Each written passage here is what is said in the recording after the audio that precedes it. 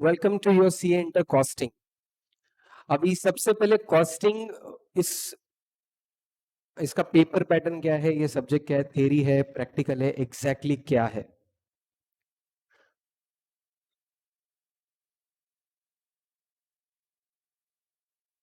Costing अभी पूरे जितने भी सीए इंटर के पेपर है तुम्हारे, पूरे सीए इंटर के पेपर 100 मार्क का पेपर भले ही है, तुमको 120 मार्क के क्वेश्चंस पूछे जाएंगे।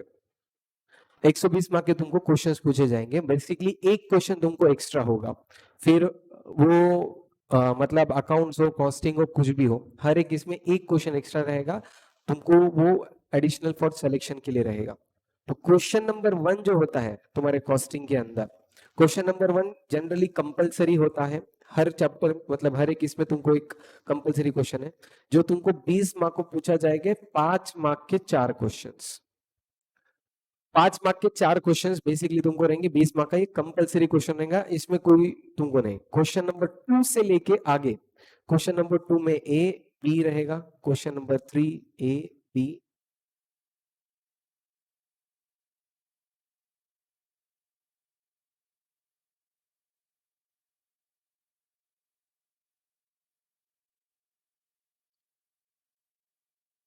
हाँ,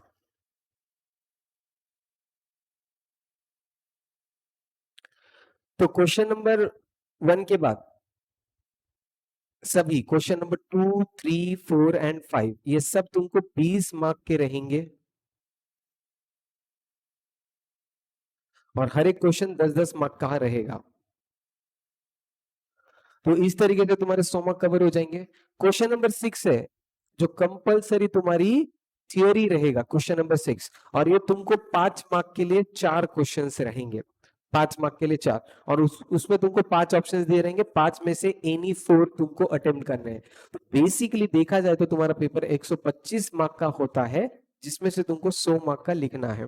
अभी कोई स्टूडेंट बोलता है कि सर मेरा प्रैक्टिकल बहुत स्ट्रांग है और थियरी वीक है, तो हम सीधा ऐसा बोलते हैं कि क्वेश्चन नंबर 6 तुमने स्किप कर देना। क्वेश्चन नंबर 1 से लेके 5 100% प्रैक्टिकल, तुमको 100 मार्क का प्रैक्टिकल क्वेश्चन हो जाएगा। अगर किसी को लगता है कि हमारा थियरी सर थोड़ा सा वीक है, थोड़ी स्ट्रांग है और प्रैक्टिकल वीक है, तो कोई भी एक क्वेश्चन तुम छोड़ के जा सकते हैं। अगर मैं simple number of questions count करूं, इसमें कितने हैं? 4, 1 2 3 और 4, ये 8 + 4 कितने हो गए? 12 क्वेश्चंस हो गए। पूरे कॉस्टिंग में कितने चैप्टर्स हैं?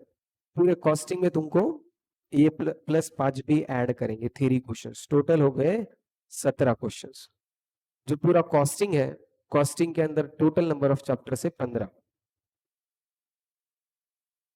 और नंबर ऑफ क्वेश्चन है 17। तो अगर मैं सिंपल सा लॉजिक और कोई भी सेंस में लगा दूं, तो एक चीज बहुत सिंपली में मुझे समझ में आती है, हर चैप्टर से कोई ना कोई तो क्वेश्चन पूछा ही जाने वाला है। एक भी चैप्टर पढ़ के गए तुम कुछ ना कुछ तो लिख के आएंगे, और एक भी चैप्टर स्किप करे तो कुछ ना कुछ तो तुम्हारा पेपर में छूटने वाला है, फिक्स है। तो सिंपल कॉस्टिंग का 15 टॉपिक से एक भी टॉपिक कर लिए, एग्जाम में कुछ ना कुछ तो लिख के आएंगे, और कुछ भी छूटेगा ये होगा। इंस्टीट्यूट ने बहुत सिंपल किया है, एक क्वेश्चन का फॉर्मेट इस तरीके से बनाया है कि उनको इंस्टीट्यूट को समझ रहा था कि बच्चे कुछ कुछ चैप्टर पढ़ रहे, कुछ कुछ चैप्टर स्किप कर रहे हैं। तो इंस्टीट्यूट ने एक सिंपल सा लॉजिक किया कुछ सालों से कि हर चैप्टर के ऊपर एक ना एक तो भी क्वेश्चन फ्रेम करके डालना है। हाँ, बस इतना है कि अभी 17 क्वेश्चन से 15 चैप्टर है, कोई तो 2 चैप्टर रहेंगे जिसके 2 क्वेश्चन फ्रेम होंगे, इससे तो अलग कुछ होगा नहीं। अभी हर चैप्टर का, अभी ये बेसिकली एक पेपर पैटर्न हो गया। उसके बाद सीए इंटर में तुमको ओवरऑल व्यू क्या रखना है, कैसा पढ़ना है, क्या क्या चीजें तुमको कवर करनी है, ये बताता। सबसे पहले नोट्स। अभी जो बीसी के नोट्स बने उसके अंदर तुम्हारा मॉड्यूल, आरटीपी, एमटीपी। अभी आरटीपी क्या होता है? Revision test papers, and MTP mock test papers. And ये तुम्हारे मॉड्यूल जो इंस्टीट्यूट का है, ये सब इसके अंदर नोट्स के अंदर ये पास पेपर्स, इस ये सब क्वेश्चंस तुमको नोट्स में मिल जाएंगे। थ्योरी में A to Z 100% मिल जाएंगे, chapter wise concept wise compilation करके। अभी जो प्रैक्टिकल सब्जेक्ट की बात चल रही है, तो प्रैक्टिकल सब्जेक्ट में अगर मैं इतने क्वेश्चंस लूंगा तो बहुत ज्यादा टाइम चले जाएगा जितना अपने उसमें से मैंने कुछ सेलेक्टिव बेसिस पे जो क्वेश्चन मुझे ऐसा लगा कि इंपॉर्टेंट है एग्जाम ओरिएंटेड वही क्वेश्चंस मैंने नोट्स में डाले। हाँ, बाकी सब चीजों का कंपाइलेशन रेडी है। आरटीपी एमटीपी पास पेपर सबका तुमको एक बंच मिल जाएगा, उसके अंदर तुम्हें एक्स्ट्रा जितने चाहिए प्रैक्टिस तुम कर सकते हो। तो ये सब चीजें तो अभी ये तुमको नोट्स में मिल जाएगा। कोई भी चीज का रेसिपी बनाने का है, जैसे फाउंडेशन में मैं हमेशा बोलते आया कि class notes module and scanner ये तुमको करना है, रेफरेंस बुक उसके बाद करना है। ठीक है, अगर कोई भी मॉड्यूल स्कैनर क्लास नोट्स करके जाता है, मॉड्यूल स्कैनर पे नोट्स और मॉड्यूल भी करता है तो 40-50 तक जाएगा, स्कैनर करेगा 60-70 तक जाएगा, रेफरेंस बुक लेगा 70 के ऊपर जाएगा। वैसा ही सीए इंटर का क्या फॉर्मूला है, सीए इंटर में रेफरेंस बुक का कोई ही जगह ही नहीं है। कोई भी एंगल से तुमने सोचना ही नहीं कि मुझे रेफरेंस बुक रेफर करना है, संबंध ही नहीं आता। तुम्हारा सबसे प्राइम डॉक्यूमेंट होगा नोट्स एंड मॉड्यूल। अगर कोई नोट्स और मॉड्यूल करके जाता है 100% तो 60 मार्क्स के नीचे आ ही नहीं सकते। 60 मार्क्स का पेपर कंपल्सरीली तुम्हारे मॉड्यूल से या नोट्स के बेसिस पे ही निकलेगा। 60 के मतलब कोई भी पेपर निकालो, ओपन चैलेंज लास्ट के 10 साल का 20 अटेम्प्ट मिलते हैं, 20 अटेम्प्ट का कोई भी पेपर निकालो तुमको मॉड्यूल और नोट्स के ही क्वेश्चन दिखने वाले, अलग से तुमको कुछ नहीं मिलने वाला है। ठीक है, तो ये तुमको वहां से क्वेश्चन मिल जाएंगे। इसके बाद अगर कुछ पढ़ने का है, स्टूडेंट को एक्स्ट्रा टाइम देने की इच्छा हो गई तो तुमने क्या देना चाहिए, RTP MTP and pass papers, इन सबको एक्स्ट्रा टाइम देना चाहिए। इसके अलावा आगे बढ़ने की जरूरत नहीं है। तो ये बेसिकली तुमको होना चाहिए कि अपना class notes and module primarily होना चाहिए। RTP MTP and pass paper ये कब कंप्लीट होने चाहिए, RTP MTP and pass papers ये कब कंप्लीट होना चाहिए, this should be in preparatory leaves. जब तुमको पूरा सिलेबस कंप्लीट हो जाएगा और तुमको छुट्टी का टाइम पीरियड मिलेगा, तभी तुमने आरटीपी एमटीपी प्रिपरेटरी लीव्स में ही ये पढ़ना है पास पेपर्स। अभी क्लास के साइड बाय साइड सिर्फ नोट्स पढ़ना है एंड मॉड्यूल पढ़ना है, ये दो तुम्हारे क्लास के साइड बाय साइड होना चाहिए।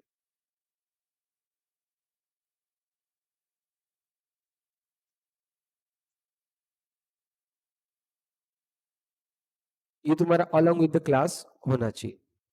क्लास के साइड बाय साइड करेंगे तो तुमको बाद में टेंशन भी कम आएगा। अभी जैसा फाउंडेशन में था अपना, सेम यहाँ पे भी रहेगा। एवरी वीक तुम्हारा टेस्ट रहेगा, जो भी चैप्टर कंप्लीट हुआ उस चैप्टर का टेस्ट कमिंग संडे को रहेगा। और ये भी मैं पहले से बता के रख रहा हूँ कि टेस्ट में क्वेश्चंस कौन से आने वाले हैं। तो मैं पहले ही बताऊंगा कि क्वेश्चंस कौन से आने वाले, उतने ही पढ़ने हैं तुमको, उतना पढ़ेंगे ऑटोमेटिकली तुमको एग्जाम के लिए वो प्रॉपरली गाइडेंस फॉर्मेट में हो जाएगा। ठीक है, सो अभी तुम्हारा अगर मैं ये देखता हूं,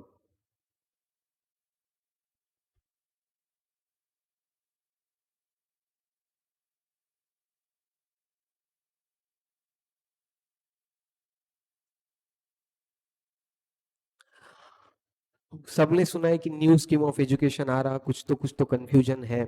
अभी उस कंफ्यूजन में देखो, ग्रुप 1 में न्यू स्कीम ऑफ एजुकेशन में तुम्हारा अकाउंट्स रहने वाला है, कॉस्टिंग रहने वाला है, टैक्स रहने वाला है।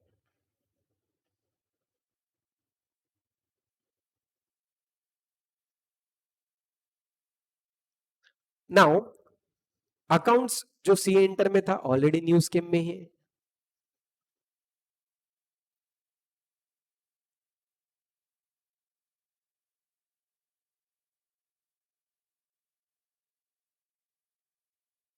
बेसिकली कौन से सब्जेक्ट जा रहे हैं, ईआईएस प्लस एसएम, ये सब्जेक्ट तुम्हारा हटाने की बात हो रहा है।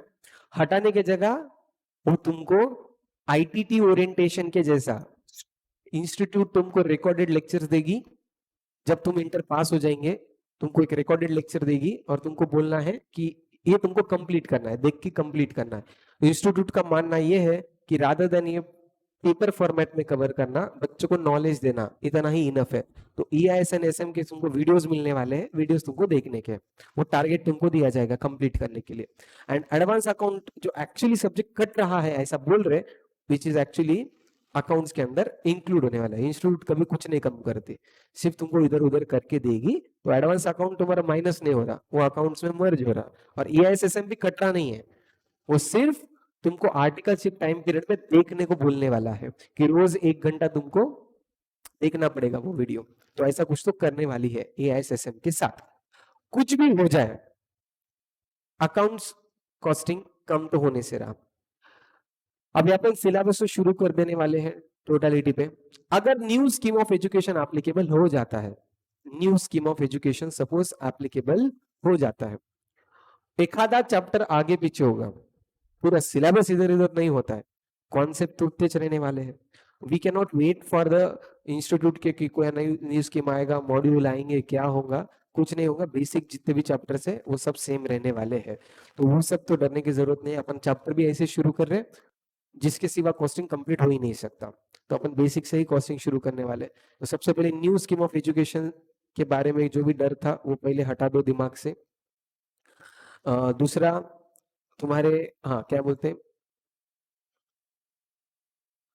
अभी जो तुम्हारा प्लान अप होगा टोटलिटी पे, अभी स्टार्टिंग के कुछ 5-6 दिन तुम्हारा एक ही सेशन रहेगा, बाद में तुम्हारे 2 सेशंस में क्लास शिफ्ट हो जाएगा, तब अपन और भी कुछ बहुत सारी चीजें बताऊंगा। तो आज अपन को सबसे पहले कॉस्टिंग के बारे में देखना है, और ये चीज दिमाग में रखना है कि कॉस्टिंग में 100% प्रैक्टिकल ओरिएंटेड है, कैलकुलेशंस है। अगर अकाउंट्स और मैथ्स, मैथ्स तो अभी तुमको कंटिन्यू नहीं होता, पर अकाउंट्स या मैथ्स का combination is nothing but a costing, तो उस फॉर्मेट में आएगा, बहुत इंटरेस्टिंग है। और इसके पहले तुमको इंट्रोड्यूस नहीं हुआ, तो एक नए तरीके से इंट्रोड्यूस करेंगे कॉस्टिंग बोल के। अभी कॉस्टिंग एक नया नोटबुक करना कंपलसरी है, कुछ कुछ बेसिक इंस्ट्रक्शंस। जैसे ही एक आधे चैप्टर का हेडिंग दे देंगे, पहले 2-3 पेजेस छोड़ो, वो 2-3 पेजेस में क्या करने का है मैं बोलता हूँ। फॉर्मूलेस में जो भी इंपॉर्टेंट पॉइंट्स मैं लिखा के दूंगा वो तुमको स्टार्टिंग के पेज पे लिखने हैं, या तुमको कुछ अच्छा लगता है तो वो इंपॉर्टेंट वो स्टार्टिंग के पेज पे लिखना है। तो क्या हो जाएगा, 15 टॉपिक है, पहले 3-3 पेजेस अगर निकाले और स्टेपल कर दिए, 45 पेजेस, तुम्हारा एग्जाम के एक दिन पहले पढ़ने के नोट्स रेडी हो जाएंगे। वो 45 पेजेस में हर एक इंपॉर्टेंट चीज मेरी कवर हो जाएगी। सो बेसिक कॉस्ट कंसेप्ट में बेसिकली वो मेरा अभी, सॉरी, हर चैप्टर के स्टार्टिंग में मुझे पहले 3 पेजेस छोड़ने हैं, और वो हर 3 पेजेस में मुझे बेसिक जो भी चाहिए वो सब चीजें मुझे लिखनी है। ठीक है, तो आप पहला टॉपिक अपना हेडिंग दे दो, बेसिक कॉस्ट कंसेप्ट्स। और इसी चैप्टर के साथ अपन चैप्टर नंबर 6 कॉस्ट शीट भी इसी के साथ कवर करेंगे। तो पहले हेडिंग दे दो, basic cost concept.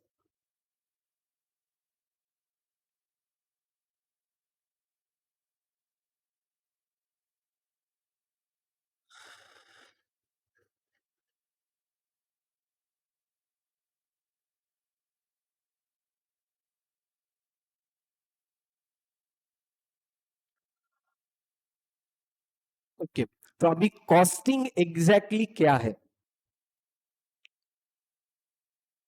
Accounts and costing दोनों भी भाई है, एक ही घर के हैं, सिर्फ दोनों में एक छोटा सा फर्क है।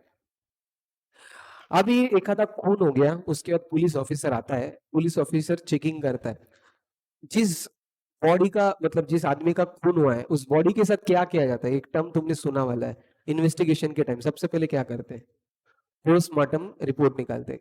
क्यों करते पोस्टमार्टम? हाँ, तो क्यों भाई इसका, हाँ, रीजन का डेथ क्यों हुआ, डेथ का रीजन क्या था बेसिकली। हाँ, तो डेथ का रीजन जानने के लिए उसको पोस्टमार्टम किया जाता है, उसमें से ये देखते बेसिकली कि क्यों उसका ये हो गया। अकाउंट्स के ऊपर जब बैलेंस शीट की हेडिंग लिखते, क्या लिखते हेडिंग बैलेंस शीट की? बैलेंस शीट एज ऑन, हाँ, और पी एंड एल का heading for the year ended. So जो तुम्हारा अकाउंट्स होता है वो तुम्हारा पोस्टमार्टम रिपोर्ट है, डेड पीपल के साथ खेलते रहता है। 31 मार्च के बाद अपन देखेंगे कि 31 मार्च तक क्या हुआ। बैलेंस शीट कब बनती है, पीएनएल कब बनता है? 31 मार्च को रात को 12 बजे, या बाद में? 31 मार्च के बाद में जो बनाएंगे ना कि बैलेंस शीट, मतलब होने के बाद अकाउंट्स आता है, डेड लोगों को पोस्टमार्टम करता है और फिर एनालिसिस बोलता है भाई तुझे प्रॉफिट हुआ है, तुझे लॉस हुआ है, तेरा ये असेट है, ये तेरी लाइबिलिटी, होने के बाद सब बता रहा है अकाउंट्स। वो होने के बाद मुझे बता के क्या फायदा है?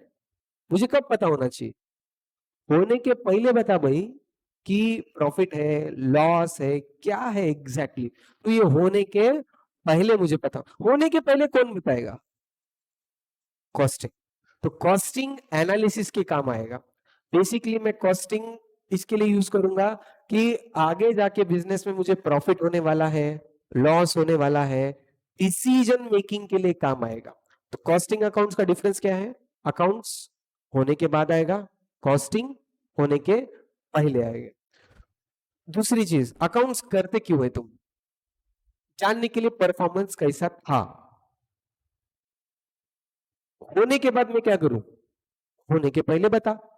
तो वैसा ही कॉस्टिंग होने के पहले तुमको एक डिसीजन मेकिंग टूल बोल के काम आएगा। एक आधा डिसीजन लेने के लिए तुमको कॉस्टिंग हेल्प करेगा। अब एक इमेजिनरी एग्जांपल,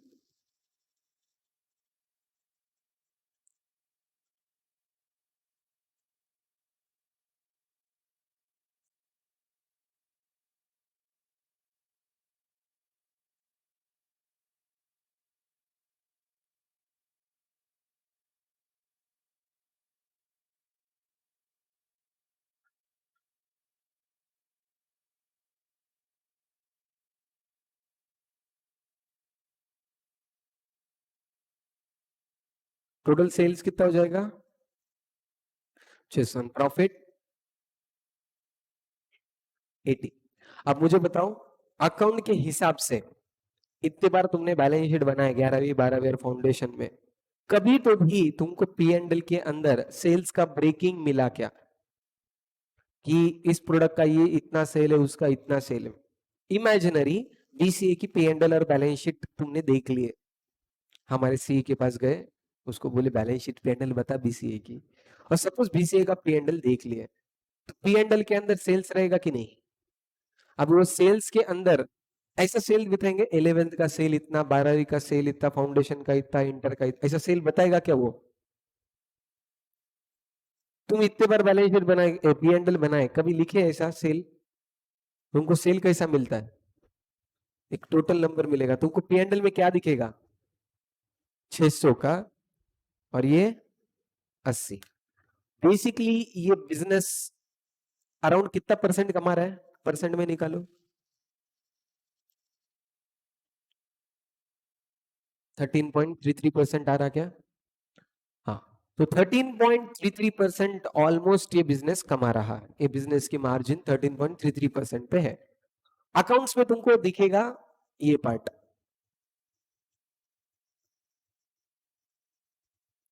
इस बिजनेस ने सेल 600 का किया है और प्रॉफिट 80 रुपए कमाया है, बस इतना समझेगा।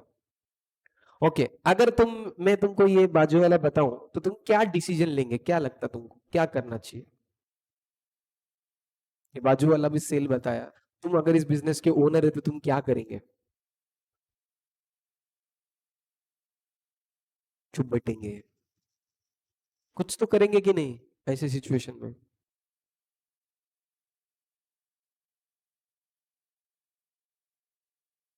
कुछ भी नहीं?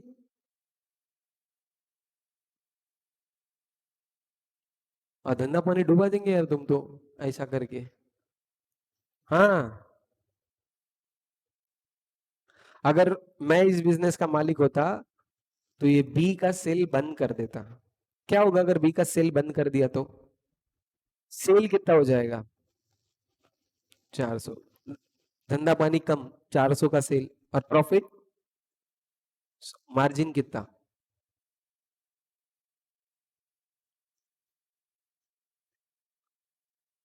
पहले मेरा बिजनेस का मार्जिन 33.33 था और प्रॉफिट 80 था। बिजनेस कम करके बिजनेस कम करके मैंने प्रॉफिट भी बढ़ाया, 80 का प्रॉफिट 100 हो गया, सेल भी कम हुआ पर प्रॉफिट बढ़ गया और मार्जिन भी बढ़ चुकी है। अच्छा डिसीजन है कि नहीं? तो बहुत बार बिजनेस में बहुत सारी चीजें खोलने की वजह से तुमको लगता है, अकाउंट्स में देख के तो लगता है हाँ ठीक ही है, और उसका जब मैं खोल के देखूंगा, एनालिसिस करूंगा, तब मुझे जाके समझेगा कि कुछ कुछ चीजें बंद करके मैं ज्यादा खुश रहूंगा।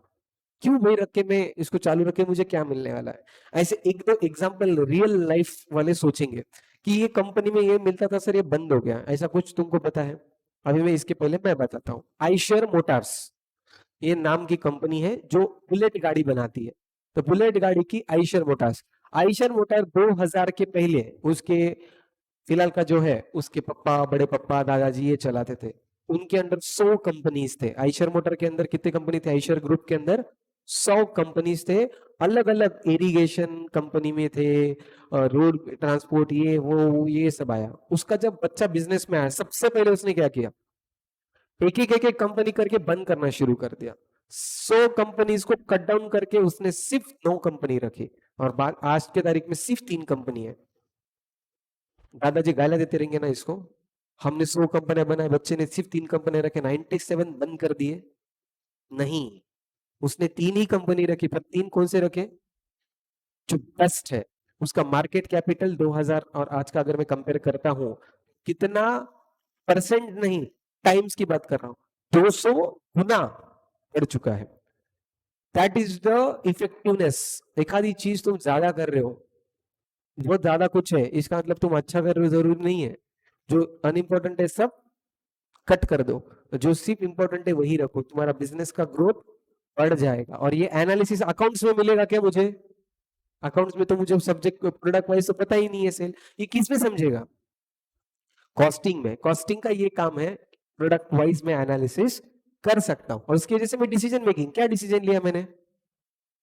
बी को बंद कर दो भाई, छुपी चालू रख के मैं लॉस में जा रहा हूं, उससे अच्छा तो ये बंद कर दो। भले ही बिजनेस कम हो जाएगा पर प्रॉफिट बढ़ जाएगा। और कोई एग्जांपल तुमको याद आता है कि सर ये बिजनेस में ये था, आज नहीं मिल रहा है आजकल, ऐसा कुछ देखे वाले हैं? कौन से बिजनेसेस?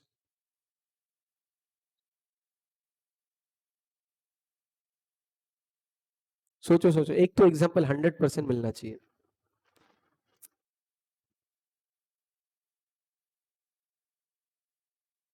ओके, एक और एक रिलेटेबल देता हूं तुमको, कनेक्टेड देता हूं। बास्किन रॉबिन, ये ब्रांड सुने क्या? क्या है, किस चीज का है? क्या है उसका स्पेशलिटी? क्या है कि सर अच्छा ब्रांड है, खाओ आइसक्रीम, काय को सोचते हैं?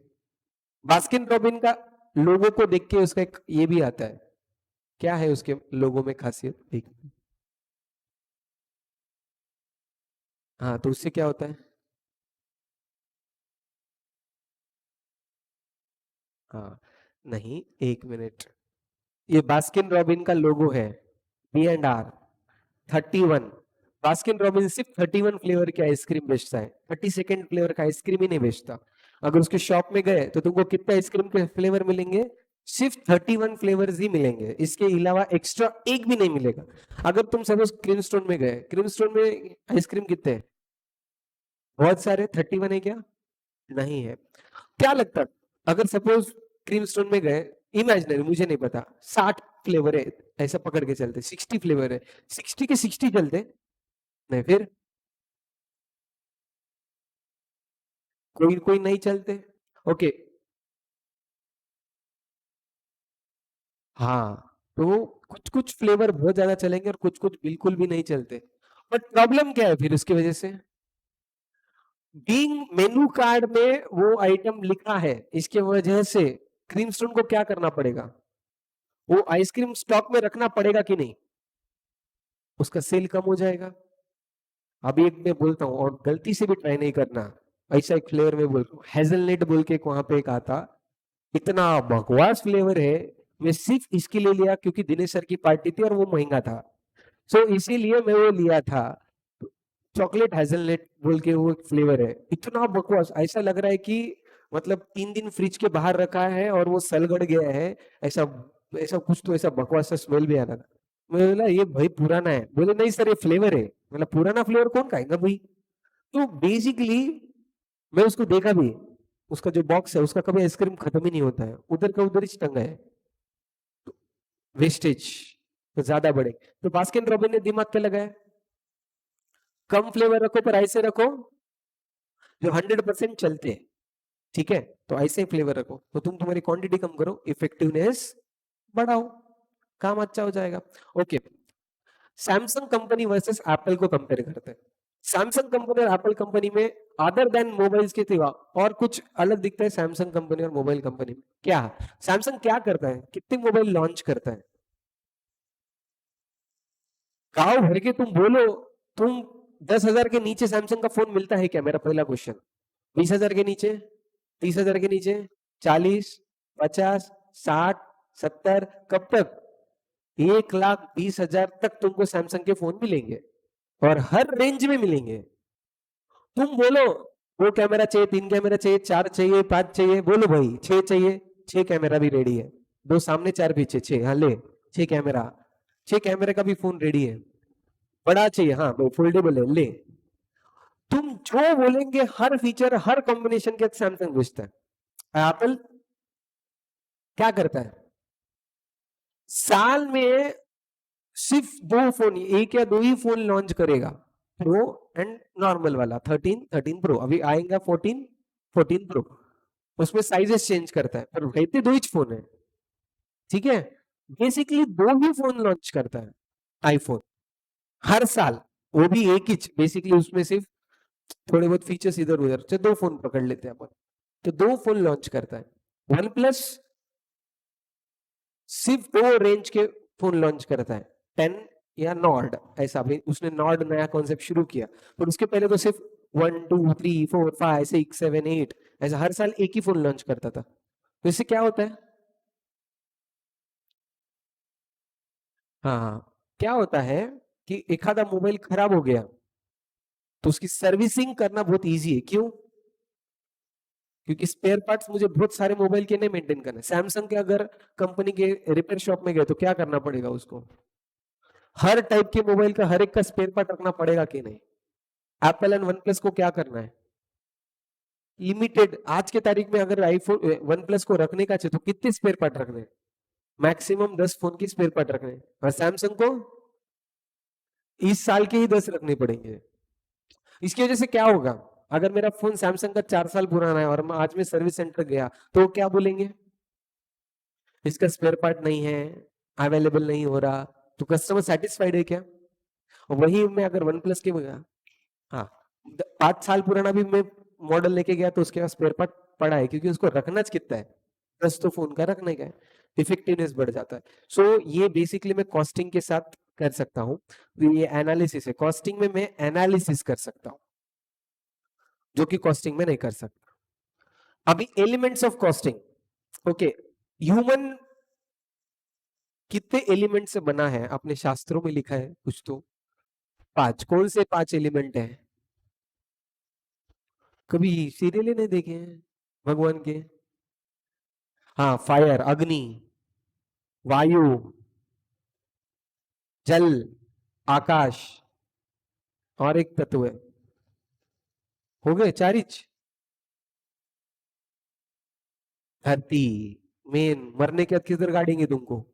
धरती में। तो बेसिकली 5 तत्वों से तुम बने हो और 5 तत्वों में तुम विलीन भी होते हो। ठीक है, जला के अग्नि में डालते हैं, उसमें से धुआं निकलता है, निकल जाते हैं, और तुम पानी नहीं मिलता इसलिए पानी में अस्थियां बहा देते हैं। तो बेसिकली 5 तत्वों से तुम बने और 5 तत्वों में तुमको जाना है। सर अचानक से कौन सी टेप रिकॉर्डर घुसा दिए? तो जैसा अपना आदमी 5 तत्वों से बना है, उसी तरीके से कॉस्टिंग भी 3 एलिमेंट से ही बना है। 3 के अलावा चौथा एलिमेंट नहीं मिलने वाला है। आज से ये 3 एलिमेंट तुम्हारे नस नस में होने चाहिए, मटेरियल, लेबर एंड ओवरहेड्स। ये 3 एलिमेंट से कोई भी दुनिया की कोई भी बिजनेस इन 3 एलिमेंट पे ही चलता है। कोई भी बिजनेस बोलो, ये 3 एलिमेंट के अलावा चौथा एलिमेंट उस बिजनेस में नहीं है। मटेरियल,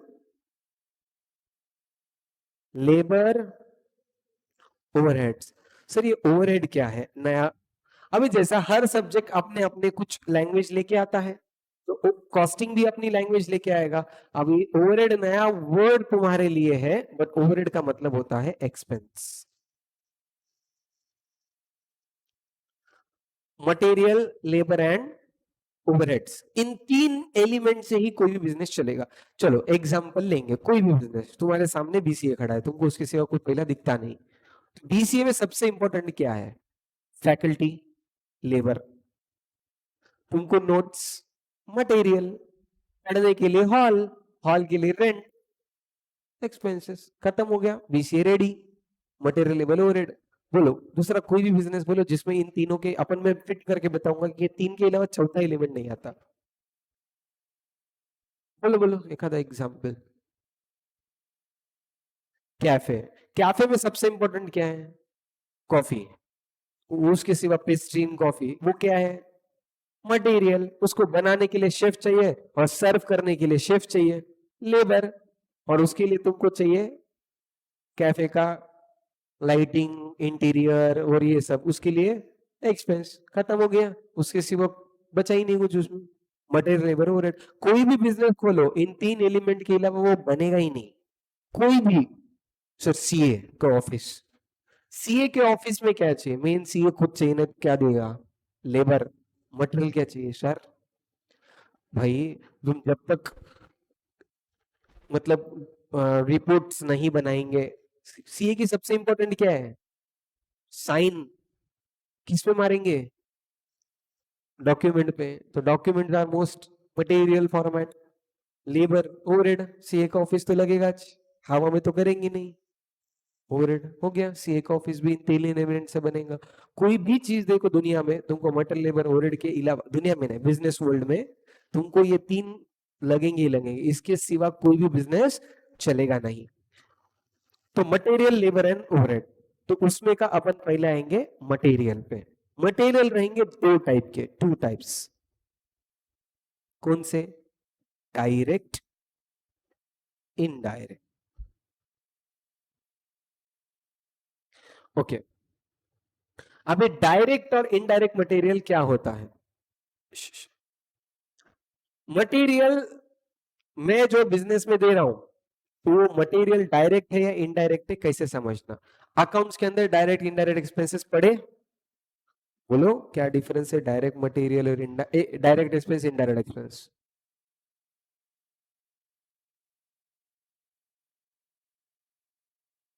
अकाउंट्स में 95 प्लस कितने है 12वीं में? है ना? तो बोला डायरेक्ट मतलब मैन्युफैक्चरिंग के रिलेटेड, और इनडायरेक्ट मतलब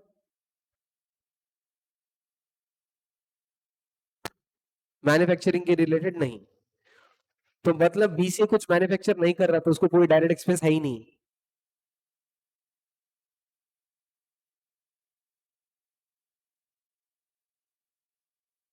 अगर वन टाइम होते तो डायरेक्ट, और वन टाइम नहीं होते तो इनडायरेक्ट, ऐसा।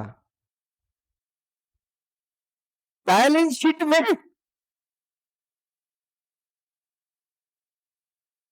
और इनडायरेक्ट किधर होते बैलेंस शीट में?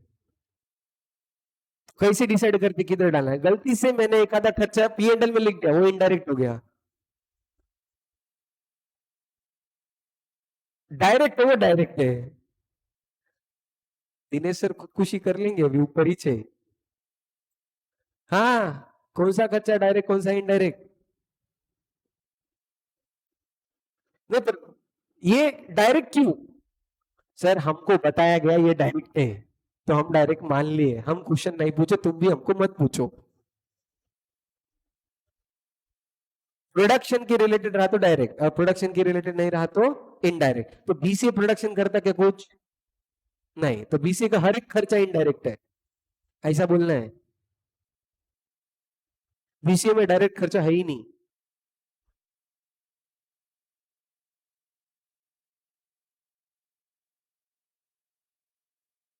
दिनेश सर को सच में बुलाना पड़ता लग रहा मेरे को।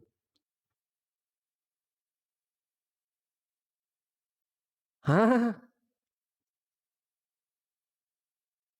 अकाउंट्स आता।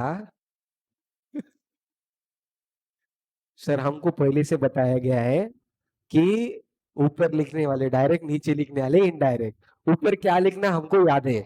Material, purchases, direct wages, direct expense, period, carriage inward. हाँ सर, इनवर्ड ऊपर आता, आउटवर्ड नीचे आता। क्यों? वो नहीं पता।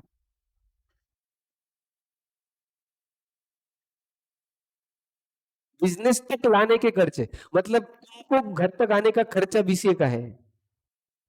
तुमको बीसीए तक लाने के सब खर्चे बीसीए के है ना, फिर तो बीसीए के लिए डायरेक्ट है कि नहीं, पहला क्वेश्चन। बीसीए में कुछ भी डायरेक्ट एक्सपेंस है क्या, पहला क्वेश्चन। हॉल का रेंट है, तो उसको मैं कहां से लाया, ये तो इधर ही पड़ा था। अभी क्या है नहीं क्यों है।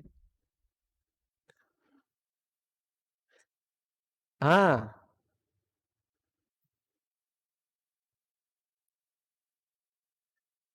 बेसिक में 1 डे है सर। ओके, क्या, तो मैं वही बोल रहा हूँ ना कि बीसीए में कुछ प्रोडक्शन हो रहा है क्या, नहीं। तो बीसीए में कोई भी खर्चा डायरेक्ट नहीं है, ऐसा बोलना है क्या तुमको। जो ट्रेडिंग करता, अभी बहुत सारे नांदेड़ में अभी तुम्हारा दुकान क्या करता, तुम कपड़े लाते और बेचते, मैन्युफैक्चर करते क्या, नहीं करते। तो तुम्हारे दुकान में कोई भी डायरेक्ट खर्चा है नहीं, ऐसा तुझे बोलना है। तुम प्रोडक्शन कर रहे क्या तुम, नहीं कर रहे कुछ भी, फिर। हाँ, वेरी गुड। बीसीए क्या परचेस करता, बच्चों को परचेस करता, दुकान में ए खरीदो खरीदो बच्चों को खरीद के ले गया हो। और सर्विस इंडस्ट्री वाले जो परचेस कुछ भी नहीं करते, सीए कुछ परचेस करता, क्लाइंट को खरीद लेता सर।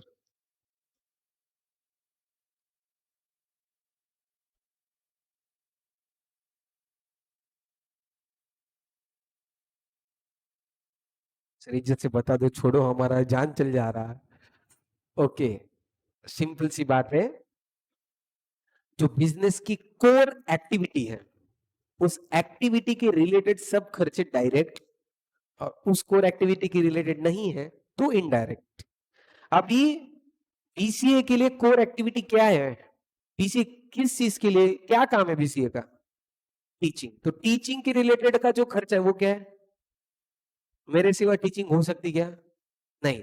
तो फैकल्टी पेमेंट क्या हो गया, अभी जो ऑफिस में बैठे वाले हैं, जो काउंसलिंग कर रहे हैं, अकाउंटिंग रिकॉर्ड कर रहे हैं, जो भी कर रहे हैं, उनके सिवा बीसीए चल सकता क्या, यस। तो वो कौन हो गए, इनडायरेक्ट। दोनों को भी सैलरी पेमेंट हो रहा, मुझे भी और उसको भी।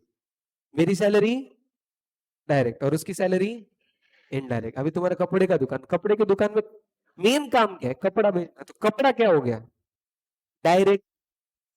और कपड़े के अलावा जो भी खर्चे हैं, ऑल आर इनडायरेक्ट। अभी तुम्हारी दुकान में साफ सफाई चलती रहेगी, बिना साफ सफाई के भी कस्टमर आके खरीदेगा क्या, खरीद तो लेगा, उसको साफ सफाई से क्या संबंध है, जब तक कपड़े मिल रहे ले लेगा वो।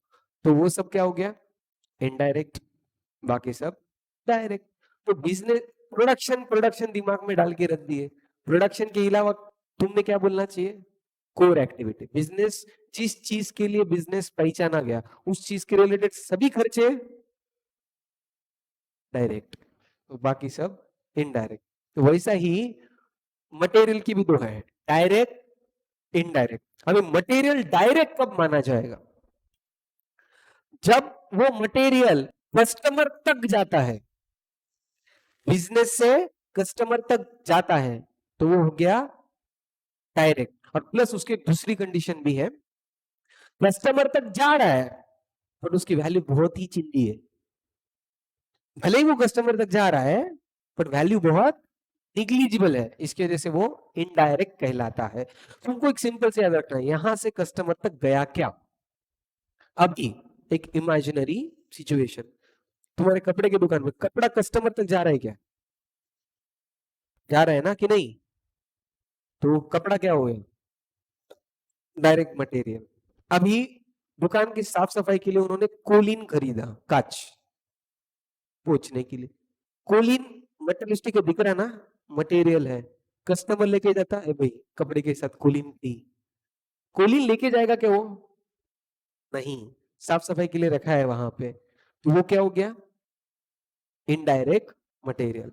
समझ में आ रहा है कुछ, कस्टमर लेके गया तो बाकी सब, भले ही कस्टमर तक गया पर वैल्यू बहुत ही छिंदी है, तो वो क्या हो जाएगा, इनडायरेक्ट। अब ये डायरेक्ट कपड़ा हाथ में देते रहेंगे या कैरी बैग में डाल के देंगे, कैरी बैग, आज के तारीख में कैरी बैग बैन है, बट स्टिल एक एग्जांपल के तौर पे एक कैरी बैग में डाल के दिया, वो कैरी बैग की वैल्यू बहुत है क्या? बहुत निग्लिजिबल है। तो कैरी बैग भले ही मटेरियल है, कस्टमर तक जा रही है, बट वैल्यू क्या है? बहुत कम है। इसकी वजह से वो क्या हो गया? समझा नहीं समझा? अगर समझा तो यहाँ पे मैंने कुछ लिस्ट दी वाली है, तुमको डायरेक्ट और इनडायरेक्ट में बाइफरकेट करने की ट्राई मारनी है। मारो ट्राई कि कौन सा इसमें से डायरेक्ट है और कौन सा इनडायरेक्ट है। पीछे क्वेश्चंस रहेंगे यहाँ पे एक, अरे बाप रे किधर गया, हाँ ये वाला क्वेश्चन नंबर 1, 14 नंबर पेज पे ऐसा कुछ दिख रहा है क्या? पीछे से जाओ, पीछे से जाओ, ऐसा क्वेश्चन कुछ तो दिखेगा, दिख रहा? बोलो।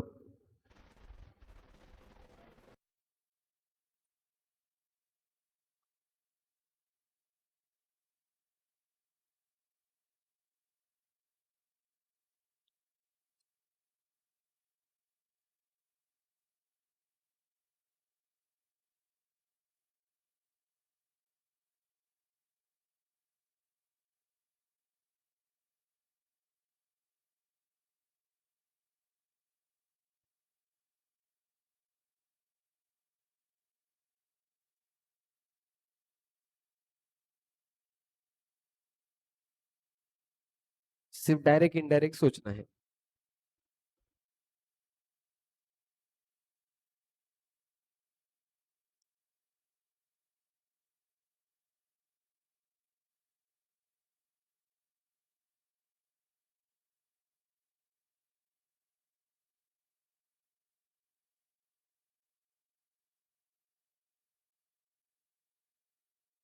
सर वो 5वां नंबर क्या है, कुछ समझ में नहीं आ रहा, कितने लोगों को समझा?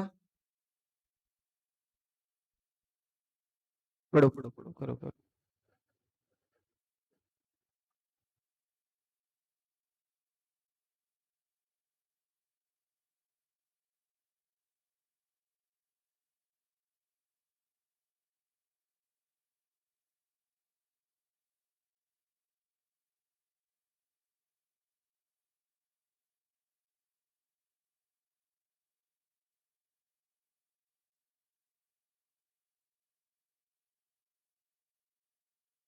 झालं?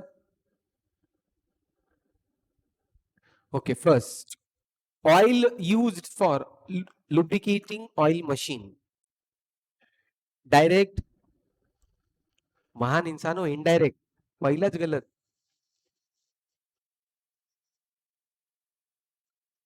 अभी मशीनरी काय के लिए काम करती है?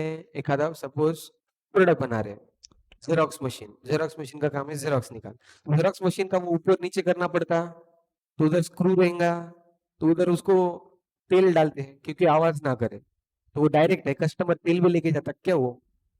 ग्रीस, नाम सुने ग्रीस? दुकान का शटर लगाने के लिए ग्रीस लगाते हैं, क्यों? शटर ऊपर नीचे करने में ईज और आवाज ना हो, तो वो लुब्रिकेटिंग बोलते हैं उसको। एक आधी चीज अगर फ्रिक्शन में आती है तो उसको ईज करने के लिए उसको जो लगाते हैं उसको ये बोल। तो ग्रीस क्या है, डायरेक्ट इनडायरेक्ट? इनडायरेक्ट है ना बाबा, कस्टमर थोड़ी लेके जाएगा वो, indirect. Wire making electric motor, कितने लोगों को डायरेक्ट लग रहा? एक। कितने लोगों को इनडायरेक्ट लग रहा? और बाकी लोगों को? सर डायरेक्ट बोलने की इच्छा है पर हाथ ऊपर नहीं कर रहे बोल के हम भी नीचे कर लिए। This is direct. कभी मोटर खोल के देखो, तुम्हारे घर में जो मोटर है पानी की या इसकी, उसको बीच में से तोड़ो, बहुत सारे कॉइलिंग दिखेगी, ऐसे ऐसे ऐसे ऐसे वायर लगे रहते हैं उसके अंदर, तो बिना वायर के मोटर बन ही नहीं सकती है। Bottles use for filling a soft drink, direct है इनडायरेक्ट? बोलते समय ऐसा बोला ये डायरेक्ट। कितने लोग को डायरेक्ट लग रहा? भाई डायरेक्ट ही है ना, थम्स अप की बोतल बिना बोतल के बेच सकते क्या? कस्टमर तक जाता? निग्लिजिबल तो वैल्यू नहीं ना, अच्छी खासी प्राइस लगती है उसको, बिना बोतल के तो बेच नहीं सकते उसको। केचप खरीदे कभी? Maggi ketchup? केचप किस में आता है? बॉटल में आता है ना। किसकी बॉटल, प्लास्टिक ने तो कांच की। वैल्यू निग्लिजिबल तो नहीं है, पर उसके सिवा कस्टमर को, कस्टमर कैसे लेंगे केचप, हाथ में देकर खड़ा है। कुछ तो बॉटल के साथ ही बेचना पड़ेगा ना डायरेक्ट। हाँ, और एक लिख के रखो, जाओ स्टार्टिंग के पेज में जगह लिखे ना, तो वहां पे लिख भी लेना। डायरेक्ट मटेरियल का डेफिनेशन लिखो, उसके नीचे कुछ कंफ्यूजन भी तुम्हारा दूर कर देंगे। Direct material,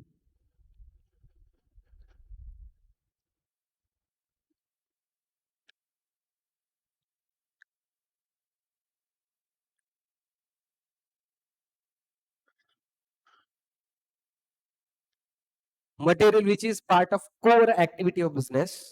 Material material which is the part of, which is the part of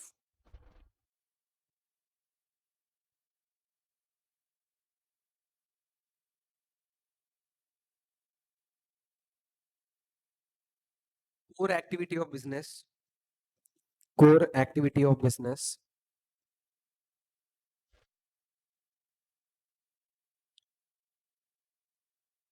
उसमें ही second, delivered to customer, delivered to customer, delivered to customer।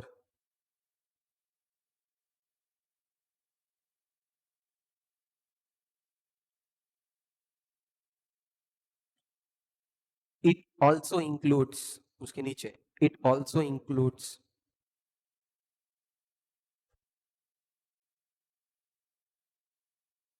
primary packing, primary packing, primary packing. अभी for example toothpaste, toothpaste कैसे आएगा? वो tube में आएगा ना, बिना tube के बेच सकते क्या? तो क्यों, उसके लिए क्या हो गई? प्राइमरी पैकिंग हो गई। Primary packing is direct material, जिसके सिवा बेच ही नहीं सकते उसको। अभी बॉटल, अभी मिल्क बिना बॉटल के बेच सकते क्या, मतलब वो पैकेट के सिवा? नहीं, तो पैकेट इज प्राइमरी पैकिंग, और प्राइमरी पैकिंग क्या है? Direct material. ठीक है, और इनडायरेक्ट क्या होगा फिर? जो बिजनेस में यूज हुआ बट कस्टमर तक नहीं गया, लिखो उसके नीचे indirect material, indirect material.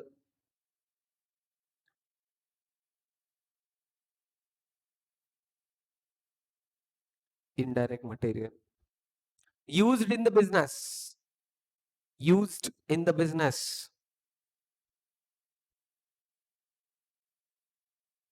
but not delivered to customer, but not delivered to customer।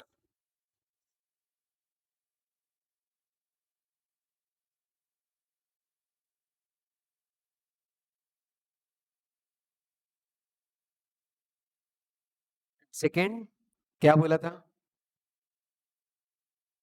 Delivery हुई बट वैल्यू बहुत निग्लिजिबल थी। Delivered to customer but, delivered to customer but value is very low, value is very लो।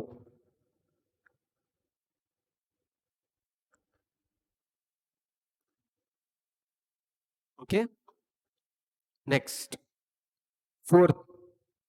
वापिस से अगर कुछ change करना है तो चेंज कर लो आंसर, इसके बाद अगर तुमको कुछ लगता है तो।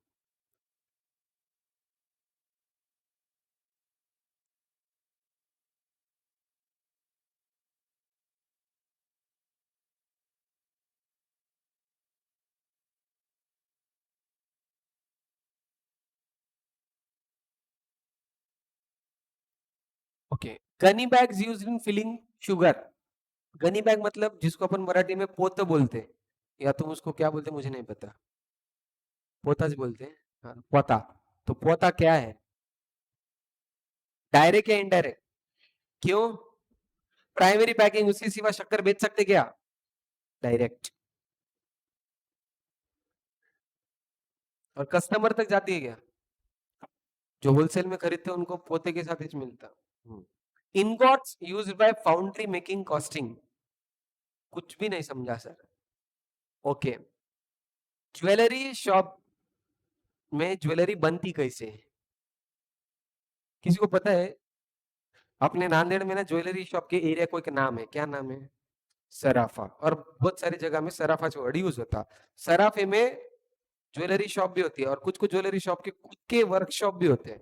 What is that workshop means? जहां पे बनाते हैं। कैसे बनाते हैं? मशीन से। हाँ, क्या मेल्ट करते हैं?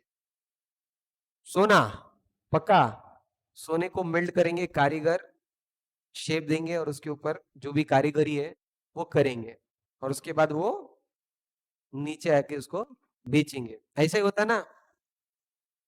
तो ज्वेलरी शॉप के लिए सोने बिस्किट के या ईट के फॉर्मेट में आते रहेंगे ना, उसके पास रहेंगे, तुम्हारे घर पे भी रहेंगे बट उसके पास तो जरूर रहेंगे, उसके सिवा वो मेल्ट क्या करेगा?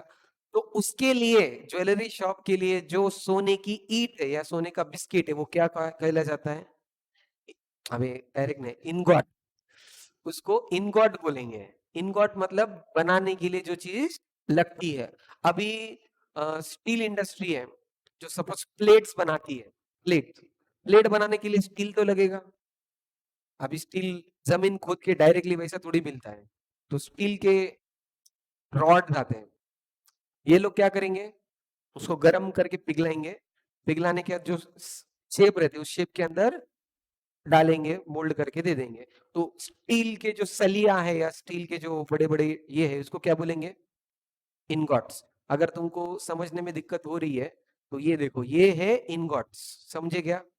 ये दिख रहा क्या ऐसा कुछ? इसको पिग आयरन ऐसा भी बोलते हैं आयरन के लिए। ये है, ये प्रॉपर इनगॉट है। इसको क्या करेंगे? पिघला के ऐसा डालेंगे, इसको कास्टिंग बोलते हैं। और ये जो भट्टी है, भट्टी को क्या बोलेंगे? फाउंटी। और इससे वो कास्टिंग करके ये करेंगे। वैसे इंस्टाग्राम पे बहुत सारे रील देखे रहेंगे कुछ काम ना धाम। हाँ, तो उसको इनगॉट सन ये बोलते हैं। तो बोलो, आप बोलो, ingot used by foundry making casting. हाँ, अब डायरेक्ट।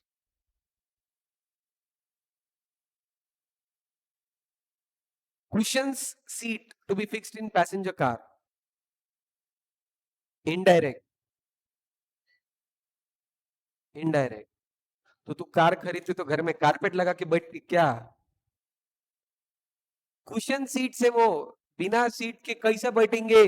कार के अंदर चटनी डाल के बैठेंगे सर सब मिलके। Direct. Speakers in mobile handset. Sugar use in sugar. Papers use in printing. Nails use in shoe. Indirect क्यों?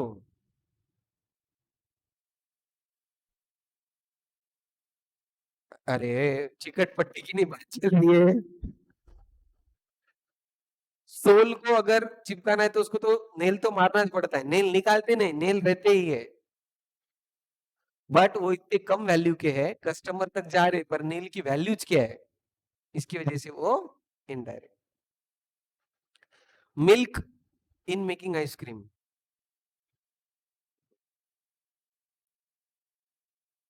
समझा? ओके।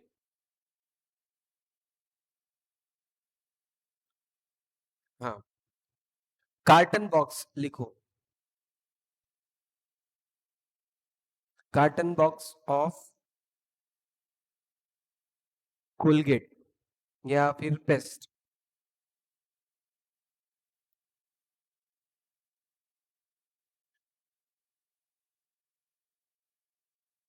डायरेक्ट या इनडायरेक्ट? It is indirect. शांति से सुनो। तुम पेस्ट ट्यूब में खरीदते, दुकानदार को ट्यूब में नहीं आते हैं। कार्टन बॉक्स मतलब वो पता है क्या? पहले कार्टन बॉक्स किसको बोलते? पुट्टे का डब्बा। तो पुट्टा प्राइमरी पैकिंग नहीं है, it is tertiary, not secondary, tertiary. तुमको घर पे पेस्ट सच्ची सच्ची बोलो किस फॉर्मेट में आया? ट्यूब में नहीं आया।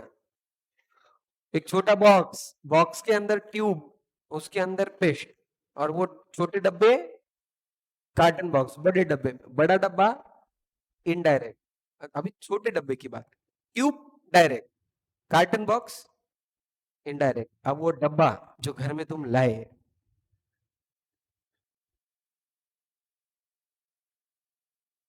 डायरेक्ट कि इनडायरेक्ट? क्यों इनडायरेक्ट? उसकी वैल्यू उतनी कम है, नेग्लिजिबल वैल्यू का डब्बा आता वो, उसका कभी प्रिंटिंग क्वालिटी देखे, उसको लैमिनेशन करके बेचते वो लोग।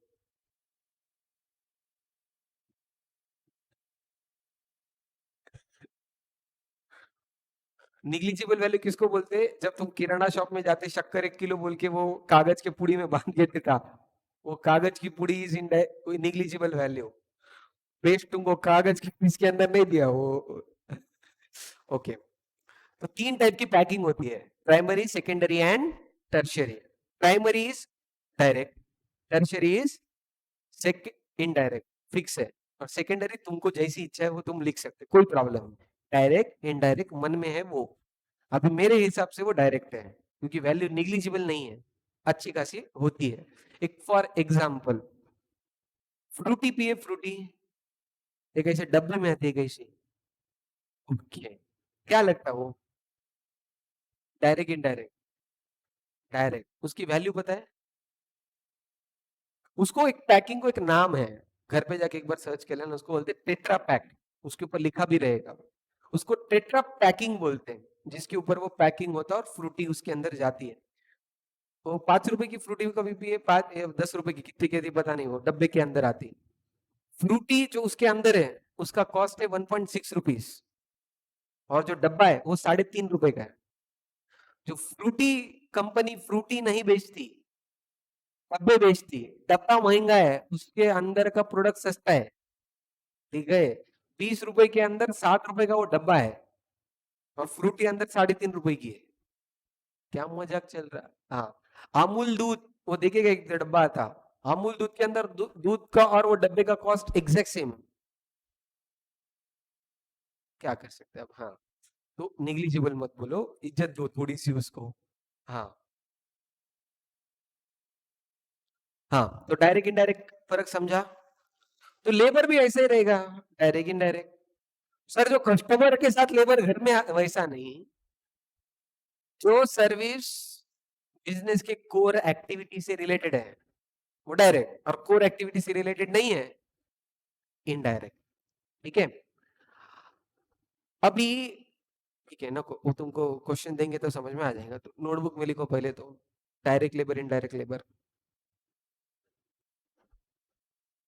डायरेक्ट लेबर, डायरेक्ट लेबर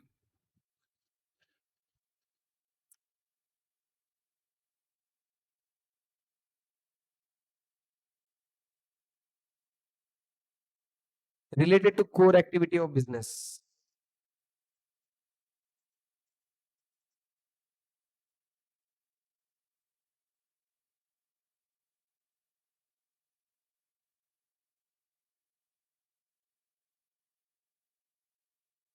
क्या बोल रहे हो उसको? हाँ, direct related to core activity of business,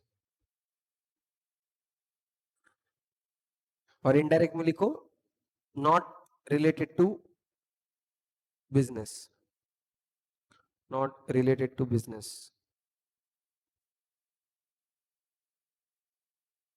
not related to business.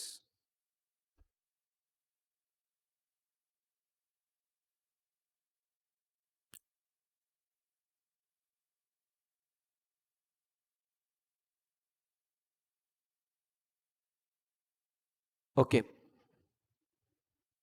उसके नीचे क्वेश्चन है दूसरा, देख लो।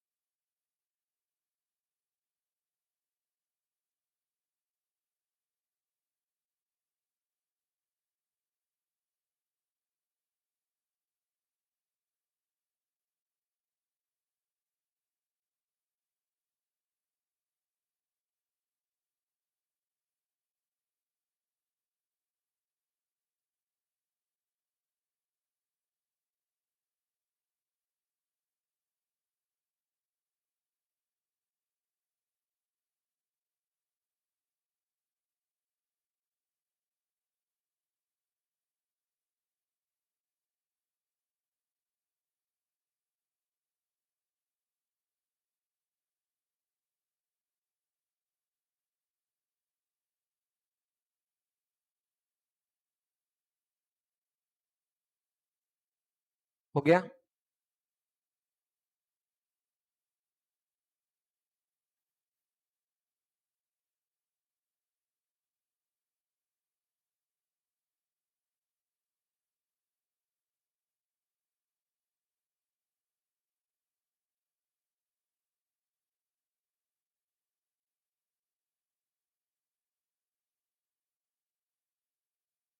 झालं? बस. Over time premium paid to the specific job. Okay. अभी ओवर टाइम का मतलब बताओ पहले तो. एक्स्ट्रा काम. काय का एक्स्ट्रा? Extra our. अभी जैसे ऑफिस का टाइम क्या होता है जनरली? 9 to 5, नहीं तो 10 से 6, ये ऑफिस के टाइम होते हैं. अगर कोई 6 के बाद 8 बजे तक बैठता है तो ओवर टाइम होता है. ओवर टाइम है ना, काम तो कर रहा है. एक्स्ट्रा टाइम में करो या नॉर्मल टाइम में करो, काम तो कर रहा है, तो वो काम क्या हो गया? डायरेक्ट. कैसा भी हो, काम तो हो रहा है ना, तो direct. Wages but piece worker. Piece worker क्या होता है? स्पेसिफिक. किसी का ओसीएम था क्लास में. ओके. पीस वर्कर क्या होता है? दो टाइप के वर्कर होते हैं बिजनेस में. एक पीस और एक नॉर्मल वाला. अगर मैं एग्रीकल्चरल बिजनेस को, एग्रीकल्चर फार्मिंग को देखता हूं, तो सपोज कापूस कॉटन इंडस्ट्री का देखता हूं. कॉटन में क्या होता है? पेड़ को कॉटन आता है, उसमें से निकालना पड़ता है, फिर बेचना पड़ता है. निकालने का काम कौन करता है? फार्मर खुद करता है? नहीं, फिर आदमी लगाता है वो निकालने के लिए. ठीक है. वेचनी बोलते हैं उसको, कापूस वेचनी. तो उसके लिए जाता है और वो कापूस निकालता है. वो जो वर्कर है उसको पेमेंट कैसा होता है? पता है किसी को? हार्डली. 1 घंटा काम करेगा इतना मिलेगा.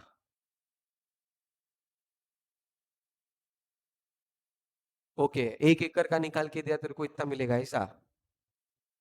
ओके. अच्छा हुआ तुम शहर में है और गलती से भी बिजनेस में क्या बोलते हैं, एग्रीकल्चर में मत करो, वाट लगाते तुम शेती की.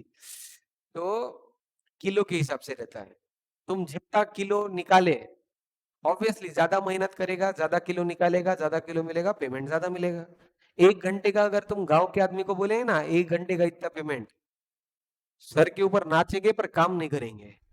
वो जाएगा झाड़ के पास खड़ा रहेगा, निकालेगा 10 मिनट का दूसरा निकालेगा. तुमने टाइम का हिसाब दिया है, हम टाइम काम नहीं कर रहे, क्या काम कर रहे हम. हाँ. तो इफेक्टिव लगाने के लिए क्या बोलते हैं ये लोग? तू 10 घंटा लगा के 5 घंटा लगा, मुझे उससे संबंध नहीं है. मुझे किससे संबंध है? कितना किलो का निकाल के दिया. किलो के हिसाब से उनको पेमेंट होता है. एक आधे वर्कर ने 10 किलो निकाला, 10 रुपए के हिसाब से 100 रुपए मिलेंगे. 5 किलो निकाला, 50 रुपए मिलेंगे. तो उनको पेमेंट उनके काम के बेसिस पे होता है. काम के बेसिस पे पेमेंट होता है तो उसको बोलते हैं पीस वर्कर. अभी टाइपिस्ट, बीसीए में टाइपिस्ट है, वो टाइपिंग कर रहा है. अभी बीसीए में पेमेंट उसको महीने का मिलता है, बट अदरवाइज उसको पेमेंट कैसा दे सकते हैं? पर पेजेस. भाई तू एक पेज टाइप कर, 30 रुपए मिलेगा. तो महीने भर में 4,000 पेजेस टाइप कर, मैं 8,000 पेमेंट दे दूंगा. सिंपल सा पर पेज. उसको मैं प्राइस लगा के पेमेंट करूंगा तो पीस वर्कर. जनरली पेड क्या है? वेजेस है. तो वो मेन काम कर रहा है ना, तभी तो. वो एग्रीकल्चर में कापूस ये करना वो करना, ये क्या है? डायरेक्ट काम है. इसकी वजह से इसको डायरेक्ट में आएगा. वेजेस पे टू मेंटेनेंस वर्कर. इनडायरेक्ट क्यों? मेंटेनेंस का काम कर रहा है जो कि मेन बिजनेस का काम नहीं है. Director fees. डायरेक्ट. इनडायरेक्ट.